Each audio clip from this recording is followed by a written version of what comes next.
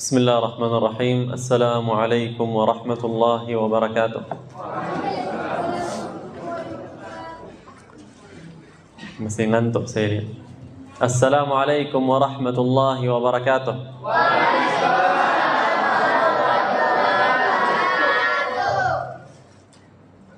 Apa kabar semuanya? Alhamdulillah Rabbil Alamin. Alhamdulillah wassalatu wassalam ala nabiyyina Rasulillah wa ala alihi wa sahbihi wa man walah. Nahmadullah subhanahu wa ta'ala an jama'ana fi baitin min buyutihi linuaddiya faridatan min faraidihi. Nahmadullah subhanahu wa ta'ala an istafana wajtabana bi an ja'alana من أمة محمد صلى الله عليه وسلم. أمسينا وأمسى الملك لله رب العالمين. اللهم بك أمسينا وبك أصبحنا وبك نحيا وبك نموت وإليك المصير. أمسينا على فطرة الإسلام وعلى كلمة الإخلاص وعلى دين نبينا محمد صلى الله عليه وسلم وعلى ملة أبينا إبراهيم حنيفا مسلما وما كان من المشركين. Hadirin jamaah salat Isya yang insyaallah senantiasa dimuliakan, dirahmati, diberkahi Allah Subhanahu wa taala. Amin. Jamaah yang dimuliakan Allah Subhanahu wa taala, Allah Subhanahu wa ta'ala dalam Al-Quran Al-Karim, dalam beberapa posisi dalam Al-Quran Al-Karim, beberapa ayat dalam Al-Quran Al-Karim, Allah Subhanahu wa ta'ala menunjukkan, menjelaskan kepada kita kaum muslimin tentang kedudukan, keagungan, keberkahan Masjidil Aqsa Al-Mubarak. Masjidil Aqsa Al-Mubarak, Baitul Maqdis yang berada di Palestina. Dalam Al-Quran Al-Karim, dalam surah Al-Isra, halaman yang pertama, mulai dari ayat 1 sampai ujung halaman yang pertama. Ya. Dalam halaman itu, halaman pertama di surah Al-Isra, Allah Subhanahu wa ta'ala menceritakan dalam ayat 1 tentang kedudukan, keberkahan Masjidil Aqsa dan tanah yang berada di sekitarnya. Dalam firman Allah Subhanahu wa ta'ala, Subhanalladzi أسرى بعبده ليلا من المسجد الحرام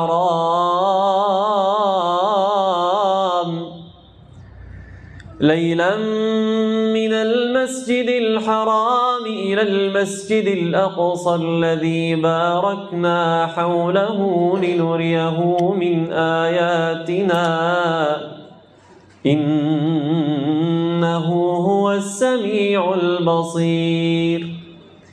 Maha suci Allah Subhanahu wa ta'ala yang telah memperjalankan hambanya Nabi Muhammad sallallahu alaihi wasallam pada malam hari dari Masjidil Haram ke Masjidil Aqsa. Alladzi barakna haulah, yang telah diberkahi sekelilingnya, sekitarnya. Dalam ayat ini jemaah sekalian, ayat pertama, ayat nomor 1 surah Al-Isra, Allah Subhanahu wa ta'ala mengikatkan antara dua masjid teragung umat Islam, yaitu Masjidil Haram dan Masjidil Aqsa. Masjidil Aqsa itu artinya masjid yang jauh. Aqsa itu dalam bahasa Arab atau bahasa Indonesianya masjid yang jauh. Maka Allah Subhanahu wa ta'ala sengaja mengingatkan kita, menunjukkan kepada kita kaum muslimin bahwa antara Masjidil Haram dan Masjidil Aqsa itu ada hubungan kuat. Ya. Masjidil Aqsa itu memiliki kepentingan kedudukan sama halnya dengan Masjidil Haram. Makanya Allah Subhanahu wa taala dalam ayat ini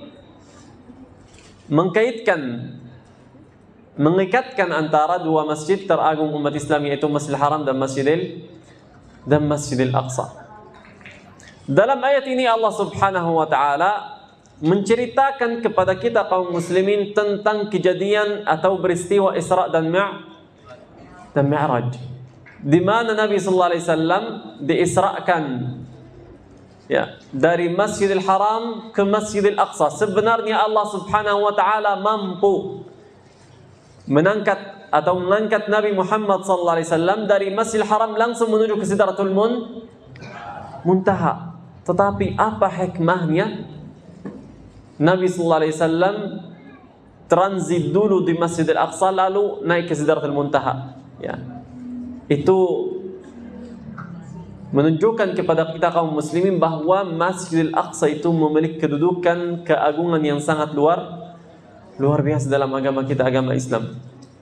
Bahkan dari peristiwa tersebut kita bisa mengambil ilmu bahwa Masjidil Aqsa itu menjadi atau pernah menjadi pusat perhatian seluruh kaum muslimin, baik kaum muslimin yang berada di Palestina, baik yang berada di Makkah, di mana pun mereka berada. Masjidil Aqsa pernah menjadi pusat perhatian kaum muslimin. Buktinya apa? Buktinya ketika Nabi sallallahu alaihi wasallam menerima perintah salat pada kejadian Isra dan Mi'raj, sampai kurang lebih 16 atau 17 bulan kemudian, kiblatnya Nabi sallallahu alaihi wasallam, kiblatnya para sahabat, kiblatnya kaum muslimin dimanapun mereka berada ke arah Masjidil Aqsa. Masjidil Aqsa pernah menjadi kiblat pertama umat Islam. Makanya Masjidil Aqsa pernah menjadi pusat perhatian seluruh kaum muslimin, karena kiblat pertama kita kaum muslimin ke arah Masjidil Aqsa. Ini ilmu ini bisa kita ambil ketika kita mendalami, mentadabburi ayat pertama surah Al-Isra. Kalau kita lanjut ayat kedua, ketiga, keempat sampai ujung halaman yang pertama itu, Allah Subhanahu wa taala menceritakan kepada kita tentang Bani Israel. Wa qadayna ila Bani Israel fil kitab latufsidunna fil ardi marratain wa la ta'lunna 'uluwan kabira. Allah Subhanahu wa taala menceritakan kepada kita bahwa Bani Israel akan menjadi orang yang paling hebat di dunia. Bani Israel atau orang-orang Yahudi itu, Allah Subhanahu wa taala menjanjikan mereka bahwa mereka yang akan menguasai dunia, menguasai ekonomi dunia, media dunia. Dan ini sudah terjadi. Sekarang yang menguasai ekonomi dunia siapa, Pak? Yahudi, semua Yahudi. Yang menguasai Amerika sebenarnya Yahudi. Maka ini janji Allah Subhanahu wa taala, la ta'lunna 'uluwan kabira. Mereka menjadi orang yang paling Kita lanjut. Fa idza jaa wa'du ulahuma ba'athna 'alaykum 'ibadan lana uli ba'sin shadid fajasu khilal ad-diyar وكان وعدا مفعولا ثم رددنا لكم الكرة عليهم وأمددناكم بأموال وبنين وجعلناكم أكثر نفيرا إن أحسنتم أحسنتم لأنفسكم وإن أسأتم فلها فإذا جاء وعد الآخرة ketika tiba janji akhirat. فَإِذَا جَاءَ وَعْدُ الْآخِرَةِ لِيَسُوءُوا وُجُوهَكُمْ di mana orang-orang mukmin pada akhir zaman ketika tiba janji akhirat, umat Islam yang akan menghancurkan kalian. Ini cerita atau perkataan Allah Subhanahu wa taala. Liyasu'u wujuhakum, umat Islam akan menghinakan kalian. Waliyadkhulul masjida kama dakhaluhu awwala marrah, dan umat Islam akan berhasil masuk ke Masjidil Aqsa lagi. Umat Islam akan berhasil membebaskan Al-Aqsa itu lagi. Umat Islam berhasil mengembalikan Al-Aqsa itu lagi kepada kaum muslimin.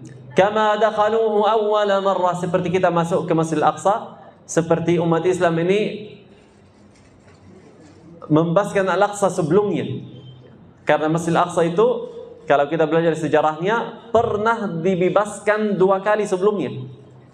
Ya. Jadi ini penjajahan terakhir untuk Masjidil Aqsa itu. Ini penjajahan terakhir. Pertama kali Masjidil Aqsa itu berhasil dibebaskan oleh siapa? Oleh khalifah kedua, yaitu Umar bin Al-Khattab radhiyallahu anhu. Ya, ketika beliau datang sendiri ke Masjidil Aqsa, lalu beliau menerima kuncinya Masjidil Aqsa. Kali yang kedua ketika Masjidil Aqsa itu dibebaskan oleh siapa? Oleh Salahuddin Al-Ayyubi. Salahuddin Al-Ayyubi itu datang dari negara yang sangat jauh dari Palestina. Datang dari mana? Dari Uzbekistan. Beliau bukan orang Arab, Pak. Bukan orang Arab. Tetapi cita-citanya beliau pada waktu itu ingin mengembalikan Al-Aqsa itu kepada kaum muslimin. Makanya beliau berangkat dari Uzbekistan itu menuju ke Mesir. Dia memerangi kaum Nasrani yang ada di Mesir pada waktu itu, namanya Al-Aqbat. Lalu beliau mempersatukan negara-negara yang berada di sekitar Masjidil Aqsa itu, Mesir, Suriah, dan seterusnya. Kurang lebih 20 tahun, Pak. Kurang lebih 20 tahun Salahuddin Al-Ayyubi itu bekerja keras, tidak capek, karena dia memiliki cita-cita yang mulia, ingin mengembalikan Al-Aqsa itu kepada kaum muslimin. Lalu pada akhirnya beliau berhasil mengembalikan Al-Aqsa itu kepada kaum muslimin. Ya. Makanya Allah Subhanahu wa taala cerita kepada kita bahwa seperti kita umat Islam berhasil membebaskan Al-Aqsa itu 2 kali sebelumnya, umat Islam pada akhir zaman akan berhasil lagi mengembalikan Al-Aqsa itu kepada kaum muslimin. Ya. Makanya dari beberapa ayat ini kita bisa mengambil ilmu bahwa Masjidil Aqsa itu seperti dulu menjadi pusat perhatian kaum muslimin ketika zaman Nabi sallallahu alaihi wasallam, atau di zaman Nabi sallallahu alaihi wasallam. Masjidil Aqsa akan kembali lagi menjadi pusat perhatian kaum muslimin. Nanti di akhir zaman pusat perhatian seluruh kaum muslimin Masjidil Aqsa, Pak. Baitul Maqdis. Dan tentunya sudah mulai. Sekarang atau 10 tahun yang lalu, kalau kita bertanya seseorang muslim, apa yang kau tahu tentang Masjidil Aqsa itu, dia nggak tahu apa-apa. Bahkan dia nggak tahu di mana lokasinya. Tetapi kalau sekarang umat Islam sudah mulai sadar. Sudah banyak umat Islam yang rasa kepedulian terhadap Masjidil Aqsa semakin ditingkatkan. Ya. Makanya ini janji Allah. Masjidil Aqsa itu pada akhir zaman akan kembali lagi menjadi pusat perhatian kaum muslimin. Bahkan kemarin tanggal 2, 3, 4 Februari saya mengadakan safari dakwah dengan Buya Zulkifli Ali. Kenal, Pak? Beliau ulama Sumatera, Baikumbu. Ya, dan beliau terkenal dengan Ustadz akhir zaman begitu ya. Karena semua kajian-kajiannya beliau berbicara tentang akhir zaman, tanda-tanda akhir zaman, tanda-tanda hari kiamat, dan tentunya dia berbicara tentang Palestina karena rata-rata tanda-tanda akhir zaman itu ada kaitannya dengan Masjid Al-Aqsa, ada kaitannya dengan Palestina. Rata-rata, Pak. Ya. Bisa bilang 90% tanda-tanda akhir zaman, tanda-tanda yang besar, ya, ada kaitannya dengan Palestina.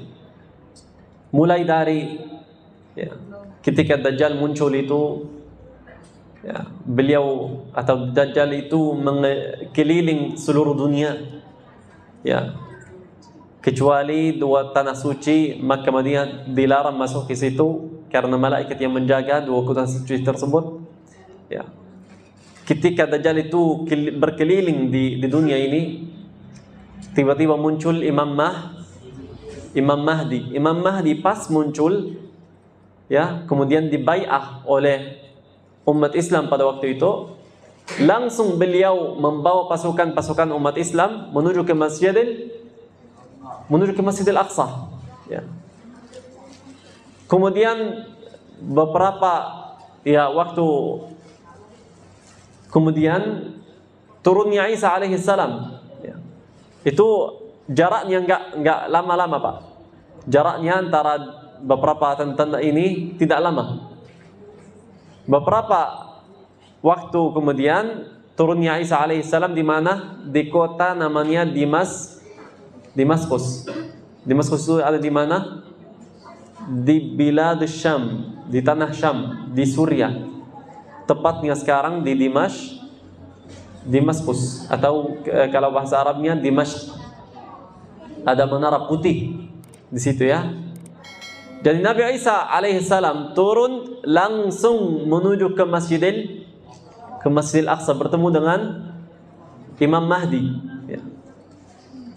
Tiba-tiba Dajjal itu muncul di Baitul Maqdis, sampai ke Baitul Maqdis. Pas Dajjal itu sampai ke Masjidil Aqsa atau ke Baitul Maqdis atau ke Palestina, dan ketika Dajjal itu melihat atau bertemu dengan Imam Mahdi dan Nabi Isa alaihissalam, langsung dia menyadari ya bahwa ajalnya sudah datang.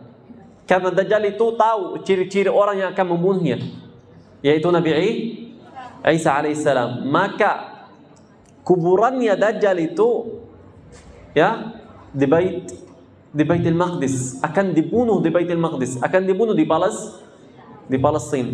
Ya. Dari situ kita bisa mengambil bahwa semua orang zalim, orang jahat, ya, yang ada rencana untuk merebut atau menghancurkan Masjidil Aqsa itu, Masjidil Aqsa malah menjadi kuburannya. Ya. Masjidil Aqsa akan menjadi kuburannya. Ya. Makanya Dajjal itu dibunuh di Palestina. Ini sudah ada 4 tanda ya. Munculnya Dajjal, ya. Kemudian turunnya Isa atau munculnya Imam Mahdi, turunnya Isa alaihissalam. Yang keempat itu Ya'juj dan Ma'juj. Ya. Ya'juj Ma'juj Allahu a'lam di mana mereka muncul. Tetapi yang jelas yang ada dalilnya, ada buktinya dalam sunnah Nabi sallallahu alaihi wasallam yang pernah diceritakan oleh Nabi sallallahu alaihi wasallam bahwa mereka akan sampai ke Palestina. Ya. Sampai di Palestina itu ada danau namanya Danau Tabariyah. Ya. Danau Tabariyah itu diminum oleh Ya'juj dan Ma'juj. Ya. Dan ketika itu Allah Subhanahu wa taala memerintahkan Nabi Isa alaihi salam, harriz ibadi ila tur, ajak semua hambaku ke Gunung Tur. Gunung Tur ada di mana? Di padang pasir Sina. Sina itu sekarang di mana? Di Mesir.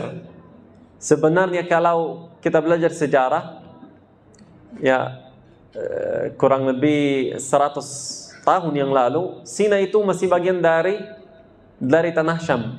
Makanya Allah Subhanahu wa taala menghancurkan Ya'juj dan Ma'juj di tanah Palestina juga, ya.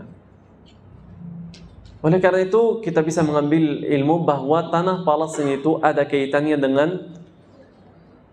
dengan hampir semua tanda-tanda hari kiamat yang akan terjadi sebelum hari kiamat. Oleh karena itu jemaah sekalian bagi Allah Subhanahu wa taala, Masjidil Aqsa itu sebenarnya selama sejarahnya selalu ingin direbut, dikuasai oleh semua pemegang agama, terutama Nasrani dan Yahudi, ya. Orang Nasrani dan orang Yahudi, cita-citanya mereka menguasai Masjidil Aqsa. Seakan-akan Masjidil Aqsa itu menjadi tanda kekuasaan, tanda kekuatannya mereka, ya. Jadi kalau kita belajar sejarahnya juga Masjidil Aqsa, ya, yang selama sejarah itu kalau ada bangsa atau pemegang agama yang menguasai Masjidil Aqsa itu berarti itu menunjukkan bahwa mereka sedang memiliki kekuatan yang sangat luar biasa. Mereka yang terkuat di dunia, mereka yang menguasai dunia, ya. Itu bisa kita ambil dari sejarahnya Masjidil Aqsa. Dan tentunya umat Islam, tanda kekuatan atau kelemahan umat Islam berada di Masjidil Aqsa, jemaah. Tanda kekuatan atau kelemahan umat Islam berada di Masjidil Aqsa. Kalau umat Islam yang menguasai atau ketika Masjidil Aqsa itu berada di bawah naungan umat Islam, maka itu menunjukkan umat Islam sedang memiliki kekuatan. Umat Islam sedang ditakuti, ya, oleh semua bangsa-bangsa yang lain. Dan itu terbukti dalam sejarah Masjidil Aqsa. Ketika Umar bin Khattab radhiyallahu anhu membebaskan Al-Aqsa, umat Islam pada waktu itu umat yang paling kuat di dunia, ditakuti oleh seluruh bangsa. Tidak ada yang berani memerangi umat Islam, tidak ada yang berani, ya. Kemudian umat Islam ini lemah, ya. Masjidil Aqsa itu ketika umat Islam lemah dikuasai oleh Salibiyin atau bangsa Nasrani, ya. Lalu setelah itu ketika datang Salahuddin Al-Ayyubi, umat Islam pada waktu itu sudah kembali ke agama yang benar, sudah mendekatkan dirinya ke Al-Quran dan Sunnah sehingga mereka bisa menguasai Al-Aqsa lagi, ya. Dan pada waktu itu ketika Salahuddin membebaskan Al-Aqsa itu umat Islam yang paling kuat pada waktu itu. Lalu ketika negara Utsmani itu jatuh pada Perang Dunia Pertama, Masjidil Aqsa itu berhasil, ya, dikuasai lagi oleh Inggris, ya. Dikuasai oleh Inggris. Setelah itu karena di pemerintahan Inggris itu banyak ada orang Zionis atau orang Yahudi yang berpikir Zionis, ya, sehingga mereka mengadakan kesepakatan dengan pemerintahan atau pejabat tertinggi di negara Inggris itu. Mereka mengadakan kesepakatan atau janjian yang namanya Janji Balfour. Itu pada tahun 1920 kurang lebih, ya. Namanya Janji Balfour. Janji Balfour itu apa isinya? Isinya orang Yahudi itu di seluruh dunia berhak mendirikan negaranya di atas sebagian dari tanah Palestina. Itu isi Janji Balfour namanya, ya. Setelah itu beberapa tahun kemudian, ya, dengan orang Zionis itu dengan dukungan dari Amerika, dari Eropa, dari berbagai negara dari Barat, mereka berhasil menguasai Masjidil Aqsa, berhasil menguasai Palestina. Sampai saat ini mereka menguasai sebanyak 85% dari tanah Palestina. 85%, termasuk Masjidil Aqsa dikuasai oleh mereka sekarang, ya. Jadi satu-satunya wilayah yang tidak dikuasai atau tidak bisa dikuasai oleh mereka, yaitu wilayah Gaza. Kenapa demikian? Karena wilayah Gaza itu atau jalur Gaza itu menjadi pusat perlawanan, pusat perkumpulan para mujahidin, para pejuang. Tentara-tentara Palestina itu, para mujahidin itu tempat perkumpulannya di Gaza. Makanya kita sekarang melihat ya bagaimana kekejamannya, kejahatannya Zionis di Gaza itu. Ya. Semakin bencinya mereka dengan orang-orang Gaza sehingga mereka tidak membedakan. Ya, mereka membunuh baik anak kecil, perempuan, orang tua, tidak membedakan. Itu bangsa biadab sebenarnya. Oleh karena itu jemaah sekalian yang Allah Subhanahu wa taala, kita umat Islam sejak puluhan tahun kita selalu menyaksikan bagaimana perjuangan saudara-saudara kita di Palestina, khususnya di Gaza. Dan sebenarnya itu wajib atau kewajiban memperjuangkan, mempertahankan tanah Palestina itu sebenarnya bukan kewajiban orang Palestina saja, karena mereka sebenarnya diterima amanah oleh Allah Subhanahu wa taala, oleh Nabi sallallahu alaihi wasallam untuk menjaga kesucian Masjidil Aqsa. Jadi yang punya Masjidil Aqsa, yang punya Palestina, demi Allah bukan orang Palestina, Pak. Ya, bukan orang Palestina yang punya, tetapi seluruh kaum muslimin. Ini bukan perkataan saya, ini penyampaian atau perkataan khalifah keduanya umat Islam, Umar bin Al-Khattab.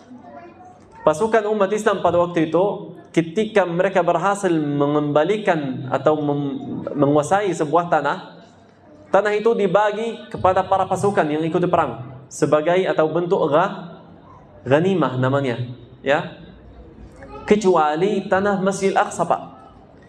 Kata Umar bin Al-Khattab radhiyallahu anhu, ketika beliau berhasil membebaskan Al-Aqsa itu, kata beliau, Masjidil Aqsa ini dan tanah yang berada di sekitarnya ini merupakan tanah wakaf untuk seluruh umat Islam. Jadi kita semua yang berada di sini, kita semua berhak di sana, Pak, memiliki hak di sana. Ya. Kita semua memiliki hak di sana. Dimanapun umat Islam itu berada, selama mereka mengaku dirinya Islam, mereka berhak di Masjidil Aqsa. Mereka berhak di Palestina. Tetapi ingat, Pak, kewajiban mempertahankan, memperjuangkan, membebaskan Al-Aqsa itu bukan kewajiban orang Palestina saja, tetapi kewajiban kita semua, betul? Kewajiban kita semua umat Islam.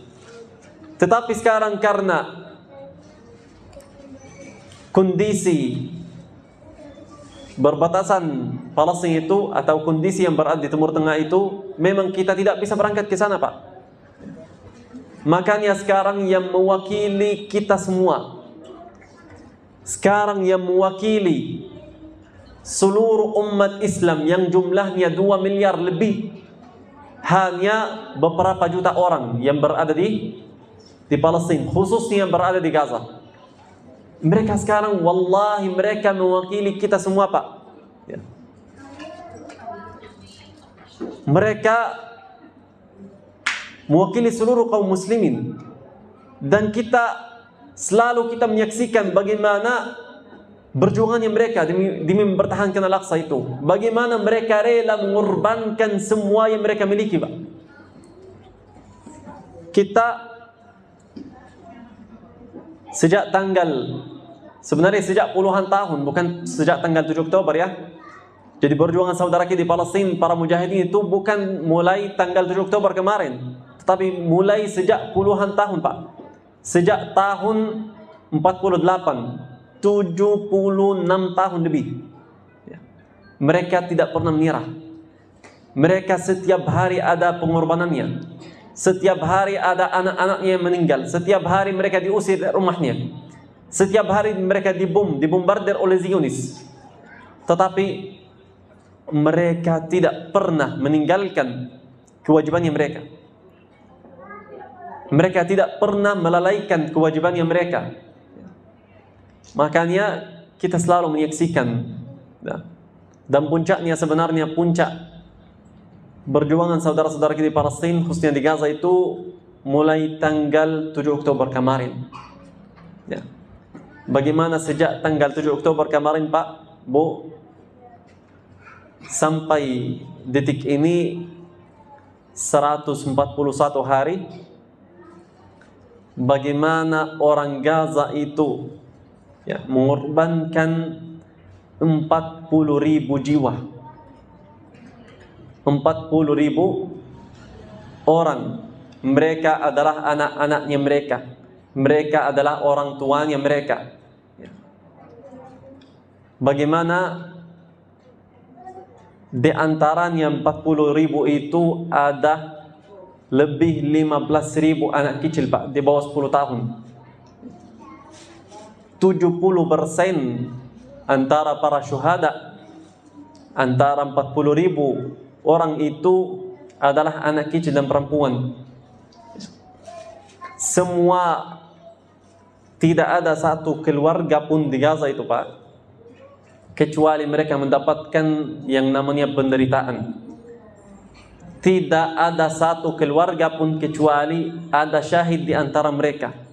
Ada yang luka-luka di antara mereka, ada yang hancur rumahnya, ada yang habis hartanya. Semuanya. Semua penduduk Gaza itu masing-masing yang jumlahnya 2,5 juta, maaf. Pasti mereka memiliki cerita. Ya, ada ceritanya masing-masing. Termasuk saya yang duduk di depan ini. Saya sendiri, Pak, Bu, ada sekitar 25 anggota keluarga saya meninggal. Ya, ini dari keluarga saya sendiri, anggota keluarga saya. Di antaranya mereka ada bapak saya sendiri. Ya. Ini sebenarnya cerita saya, dan ini ceritanya semua penduduk Gaza saat ini, Pak. Ya. Tetapi mereka rela mengorbankan mahar yang sangat mahal itu demi apa? Demi tujuan yang sangat mulia. Demi mempertahankan kemuliaan kita semua, Pak. Demi mempertahankan kesucian Masjidil Aqsa, masjid banggaan umat Islam, harga diri seluruh kaum muslimin. Oleh karena itu, tidak pantas kita sebagai umat Islam meninggalkan mereka berjuang sendiri. Ya, karena mereka, saya ulang lagi, mereka saat ini sedang melakukan kewajiban seluruh kaum muslimin, kewajiban kita semua yang hadir pada kesempatan ini. Oleh karena itu kata Nabi sallallahu alaihi wasallam, umat Islam ini ibarat satu tubuh, di mana satu anggota tubuh umat Islam ini merasakan sakit, maka seluruh anggota tubuh yang lainnya juga merasakan sakit. Maka bukti keimanan kita, Pak, hari ini harus kita merasakan apa yang dirasakan saudara kita di Palestina. Harus kita merasakan sakit yang mereka rasakan sekarang. Umat Islam di Gaza sekarang bukan hanya dibunuh melalui rudal atau bom Zionis laknatullah alaihim, tetapi mereka sekarang dibunuh karena dilaparkan.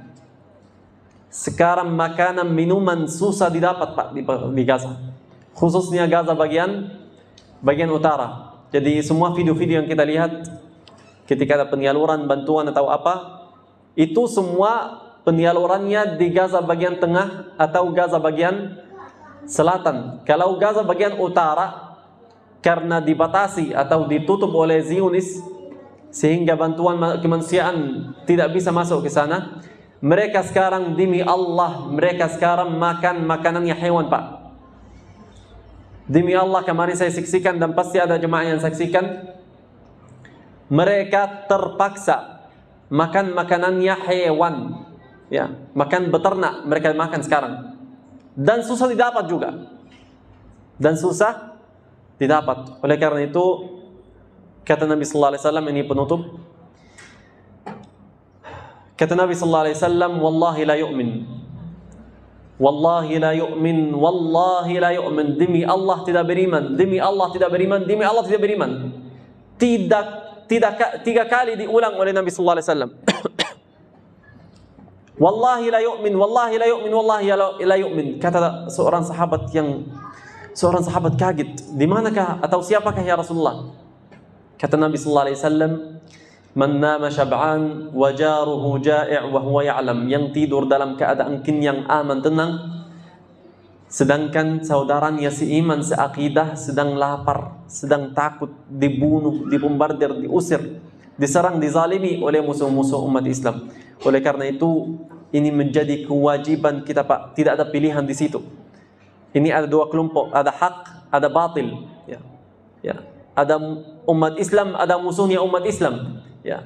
Tentunya harus kita sekarang tidak boleh ada yang mengatakan saya netral. Harus kita memihak sekarang. Harus memihak kepada kaum muslimin, para mujahidin.